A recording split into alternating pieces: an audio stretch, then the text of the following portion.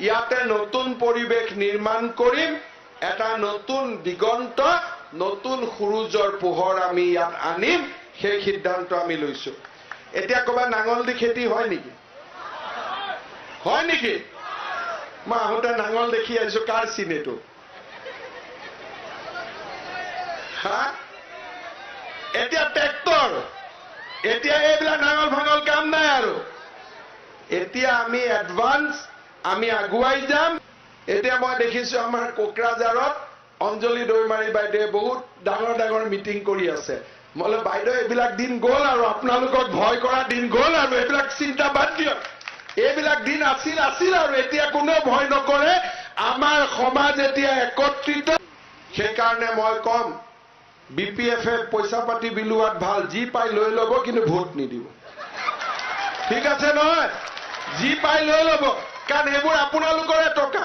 মোদী ডাঙৰে আপোনালোকৰ কাৰণে পঠোৱা টকা। দিছপুৰৰ পৰা আমি আপোনালোকৰ কাৰণে পঠোৱা টকা। গতিকে আমাৰ শ্যাম সুন্দৰ ভাই যদি কিবা দিয়া লৈ ল'ব, লৈ ক'ব যে ঠিক আছে, নহ'ব কাম। আৰু লৈ পেলাই ক'ব এতিয়া আমাৰে পইচা আমাক দিছ, গতিকে খাইছো কিন্তু ভোট নিদিওঁ। ঠিক আছে নহয়? মিছা কথা ক'ব নালাগে, ডাইৰেক্ট ক'ব লাগে যে দে আমাৰে পইচা আমাক দে, আৰু নালাগে আৰু বাকী। ইয়াত কোনোবাই ৰাজনীতি কৰিব, বিজেপি এইটো নকৰিলে, বিজেপি এইটো নকৰিলে। বিজেপি এটা কাম কৰাটো ঠিক আছে। হাগ্ৰামা মহিলাৰ ফুটবলটোতো ইমান দিন বিজেপিয়ে বঁটা দি ৰাখিছিলে।